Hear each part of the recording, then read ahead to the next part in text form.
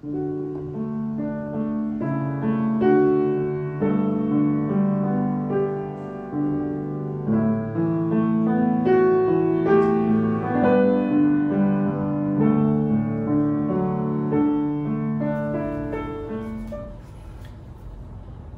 bukan Robert Lewandowski, tetapi saya seorang fans dari FC Bayern. Yes, saya mencintai FC Bayern sejak saya berusia kurang lebih 7 tahun. Saya selalu mengikuti perkembangan Bundesliga yang saya kenal lewat TVRI waktu itu, dan satu-satunya liga yang disiarkan oleh TVRI. Saya mengenal semua nama pemain, dan ketika saya sempat ke Jerman, ke kota München, saya juga pergi ke Stadion Allianz Arena dan melihat isi stadion seperti apa, dan saya merasa sungguh bahagia waktu itu. Dan ketika saya berulang tahun, saya diberikan kostum FC Bayern oleh pastor paroki saya, oleh Alfred Much. Dia tahu saya seorang fans FC Bayern. Dan saya akan menonton pertandingan FC Bayern sebisa saya. Kalau tidak juga tidak apa-apa, tapi saya akan berusaha untuk menjadi penonton yang baik, dan saya akan bahagia kalau FC Bayern juga menang. Tetapi apakah saya adalah true followers, true fans from FC Bayern, atau saya hanya sekedar fake followers? Saya hanya fake fans saja. Artinya memang saya mencintai FC Bayern, tapi saya tidak akan mempertaruhkan segalanya untuk FC Bayern. Saya kenal juga banyak supporter yang begitu luar biasa bersemangat mendukung kesebelasannya.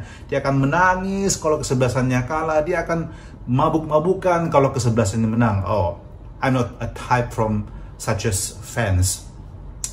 Dan jika saya bertanya pada Anda punya berapa followers di Instagram Anda? Apakah mereka really true followers or fake followers? True followers really following you.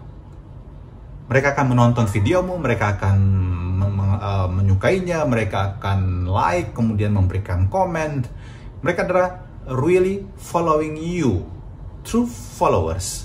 Tapi juga ada yang sekedar fake followers. Mereka terdaftar tapi tidak komen apa-apa, juga tidak pernah menonton tentang dirimu. Now, the biggest question is for today, are you true followers of Jesus or fake followers? Apa kriteria menjadi seorang pengikut Yesus yang sejati? Bukan hanya sekedar ikut-ikutan, bukan hanya sekedar rame-rame saja. Kriterianya adalah apa yang dikatakan dalam Injil Lukas hari ini. Dari pasal 9 ayat 57 sampai 62. Yesus berjumpa dengan di sini 3 orang yang ada yang ingin menjadi pengikut Yesus, ada yang Yesus ajak pula. Dan kriteria yang pertama adalah, kalau kita ikut Yesus, don't look for prosperity, popularity, and power. 3P.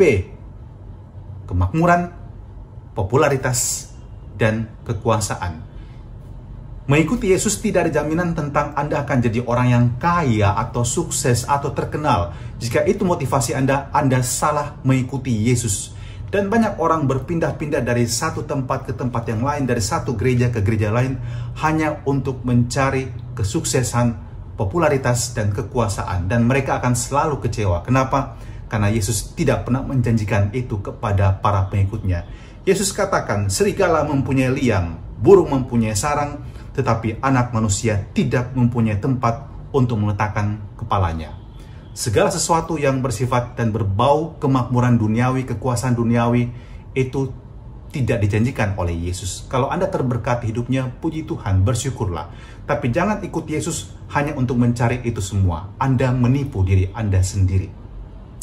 Yang kedua, don't make excuse for being a disciple, a true disciple of Jesus, true followers of Jesus. Jesus said, follow me. Di sini dikatakan Yesus berjumpa dengan seseorang dan mengatakan, ikutlah aku. Dan orang itu berkata, izinkanlah aku pergi dahulu menguburkan Bapakku. Ini tidak berarti bahwa bapaknya sudah mati. Bisa saja bapaknya sudah sangat tua dan dia punya kewajiban untuk menjaga orang tuanya. Dan di usia senja mereka sampai kemudian orang tuanya itu kembali ke pangkuan Tuhan dan kemudian dia kuburkan. Dan dalam hukum Yahudi, kewajiban tertinggi yang harus dipenuhi oleh seorang anak adalah menguburkan orang tuanya dengan cara yang pantas. Tetapi di sini kita harus melihat, Yesus tidak mengatakan tidak perlu kau perhatikan orang tuamu, tidak perlu kau sayangi orang tuamu, tidak perlu kau jaga orang tuamu. Tidak, itu tidak dimaksudkan oleh Yesus. Yesus tidak membantah apa yang ada dalam hukum Taurat, dalam 10 perintah Allah. Hormatilah ayahmu dan ibumu, bahkan mereka sampai mati pun kamu tetap harus menghormati mereka. Yesus juga memberikan contoh pada kita. Dia tidak membenci orang tuanya, dia tidak membenci Bunda Maria. Bahkan ketika dia di kayu salib, yang dia pandang adalah bundanya, dan kata-kata terakhir dari Yesus juga adalah mengenai ibunya. Dia katakan kepada ibunya dan kepada murid yang dikasihinya, "Ibu, inilah anakmu." Dan itu pertanda bahwa Yesus sangat mencintai ibunya. Yesus memberikan kepada ibunya itu murid-muridnya, kita semua. Kita menjadi anak-anak dari Bunda Maria, dan sebaliknya kepada murid yang dikasih Yesus itu melambangkan kita. Dikatakan, dan itulah ibumu, itulah mamamu, that's your mom. So I love Mary, I love Mama Mary. How about you? I don't know. Tetapi jika Yesus mencintai ibunya, saya juga pasti mencintai ibu sang Tuhan saya. Nah, di sini yang dimaksudkan oleh Yesus adalah biarkan orang mati menguburkan orang mati. Menguburkan orang tua itu sesuatu yang baik, mengabdi, tetapi jangan hanya menjadikan sebagai kewajiban. Dan banyak orang memperlakukan orang tua mereka hanya sebagai kewajiban. Minimal dia hidup, dikirim ke panti jompo, tapi mereka tidak memperhatikan sama sekali. Dan banyak orang tua yang dikirim ke panti jompo itu betul-betul mengalami kesepian, atau mereka di rumah tapi tidak mendapatkan perhatian apa-apa, seperti hanya menunggu hari akhir mereka. Dan banyak anak-anak menjadikan itu hanya kewajiban, bukan karena cinta. Yesus mau katakan kepada kita sebenarnya, dengan mengikuti Yesus, follow me, itu berarti bahwa kita menjadikan dia sebagai prioritas kita, sebagai dasar hidup kita. Jadi kalau kita mencintai Yesus dengan sepenuh hati, itu akan mengubah cara kita juga memperlakukan orang lain. Jadi dengan mengatakan ikutlah aku, lihat ini aku adalah sang kasih. Dan inilah kebenarannya, kalau kita sungguh-sungguh mencintai Allah, kita akan memperlakukan orang lain dengan penuh kasih. Ingat, Allah adalah kasih.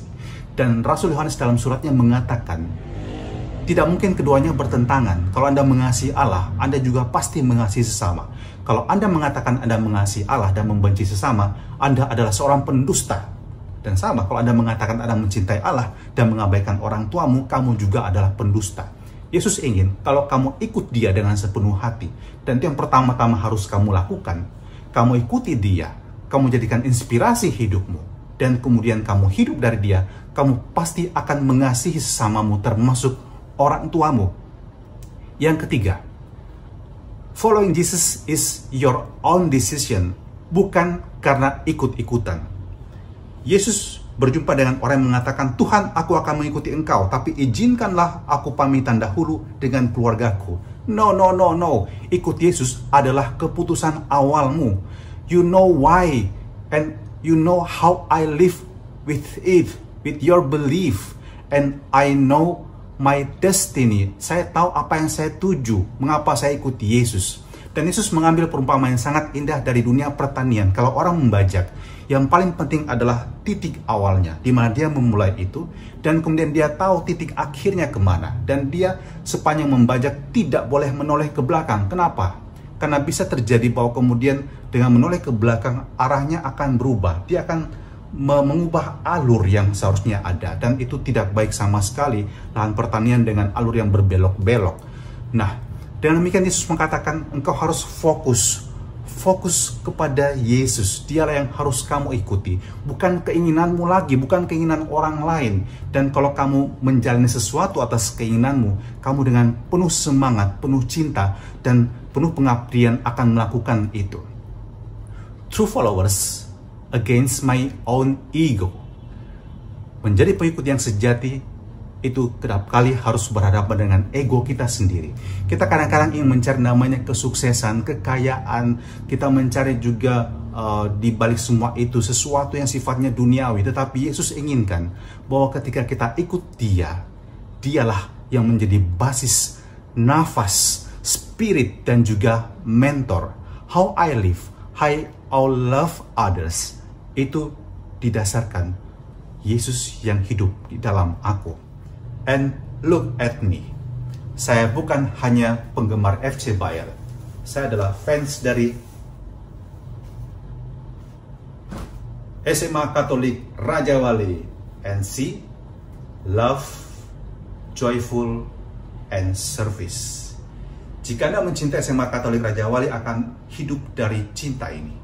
Cinta pada siapa? Pada Tuhan. Itu sebabnya kita diajarkan menjadi orang yang bertakwa pada Tuhan. Apapun agama kita. Kita akan menjadi orang yang bersuka cita, bukan bersungut-sungut, bukan selalu hanya komentar negatif. Tapi kita akan bersuka cita dalam pelayanan kita. Kita tidak hanya menjadi seorang komentator, kita akan menjadi seorang motivator. Dan terakhir kita akan melayani dengan cinta dan dengan joyful in our heart, in our soul. Jadikan ini sebagai pedoman hidup kita. Dan jadilah seorang true followers, not a fake followers. Sepenuh hati, fokus. Dan Anda mencari bukan pertama-tama dunia ini, bukan segala kemegahannya, tapi mencari kebahagiaan sejati yang ada di dalam Tuhan. Tuhan, jadikan kami pengikut-pengikut-Mu yang sejati, dan biar kami belajar Tuhan untuk bukan pertama-tama mengejar yang namanya kekuasaan, kekayaan, popularitas, tetapi kami mencari Engkau sebagai sumber hidup kami. Engkau menjadi nafas hidup kami, dan ajari kami untuk mencintai sesama kami dengan kasih yang sejati yang telah Engkau tanamkan dalam hati kami sebagai pengikut-pengikut-Mu. Dan turunkanlah berkat-Mu yang Maha Kuasa atas suster kepala sekolah, atas Bapak Ibu guru, para staf pegawai yang terkasih, juga anak-anak Semakara kami yang tercinta, serta orang tua mereka di rumah, dan semua yang juga mendengarkan renungan pagi ini, dalam nama Bapa dan Putra dan Roh Kudus. Amin. Sebagai tanda kecintaan kita pada Semakara, saya meminta dan menghimbau kepada anak-anak Semakara untuk menambah jumlah subscribers di channel YouTube kita Semakara Makassar. Itu adalah tanda bahwa kita juga mencintai sekolah kita. Anda tinggal mengklik saja, tidak butuh 1 menit, dan itu sudah menjadi tanda juga bahwa Anda perhatian pada sekolah kita. Selamat pagi Semakara, Tuhan memberkati.